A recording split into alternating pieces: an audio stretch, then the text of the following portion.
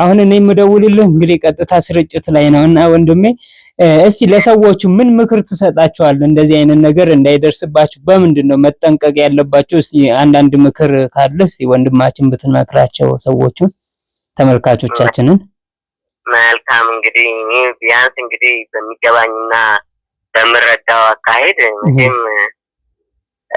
ከተመልካቾችና ከአድማጮች በላይ እውቀት አለኝ ብዬ ሳይሆን እንደዚህ አይነት ሌቦች ሳይሰሩ መጠቀም የሚፈልጉ አጭበርባሪዎች ተቀምጠው የሰውን ገንዘብ መጠቀም የሚፈልጉ ቢያንስ እውቀታቸው ወይ ማይንዳቸው ክፍት ሊሆን ይችላል እንደዚህ አይነት ሰዎች እና ሞባይል ላይ ደውለው በአካልም ሊያገኙ ይችላሉ እኮ ደፋር ከሆኑ አይቃል ነው። ሞባይል ላይ ደውለው ሎተሪ ወጥቶልሃል፣ ቲቪ ወጥቶልሃል አረ ወጣ ማይሉት ማያሳብቡት ሰበብ የለምና ይላሉ።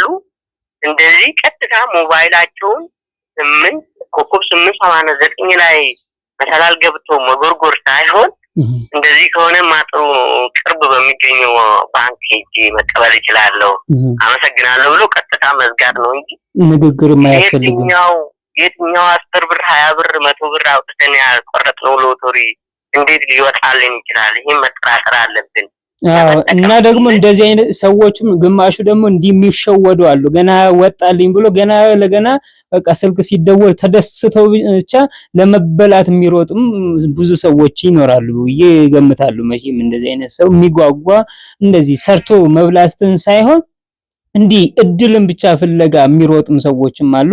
እነሱም እንደዚህ አይነት ትምህርት እንደው ቢገጥማቸውና ምናልባት የተበሉም ሊኖሩ ይችላሉ። እንግዲህ እስካሁን ወይ ደግሞ ብራቸውንም የከሰከሱን ሊኖሩ ይችላሉ። ብራቸውን እንዲሁ የተበሉ ብዙዎች ስለሚኖሩ ለሌሎች እንግዲህ ይሄ ከኛ እኔን እያየ ተቀጣ ነው የሚባለው አይደለ?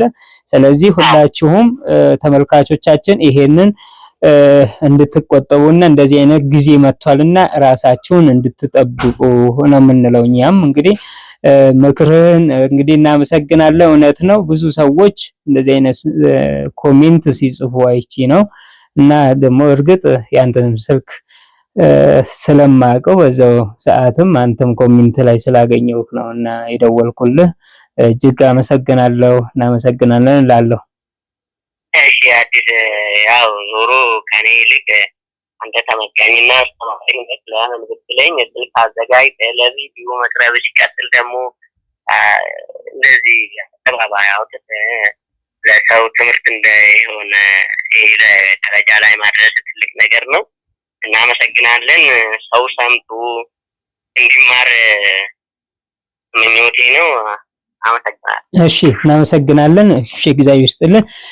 እንግዲህ ውድ ተመልካቾቻችን እንደምትመለከቱት እንግዲህ ይሄንን ቪዲዮ ለእናንተ ነው እንዳትበሉ ነው። ብዙ ሰዎች በኮሜንት የለቀቃችሁም ስላላችሁ ነው እና ከሌቦች እንድትጠነቀቁ ነው። መልካም ቆይታ። ሌላ አዳዲስ ነገር ሲመጣ ደግሞ እለቅላችኋለሁ። ሰላም ቆዩልን።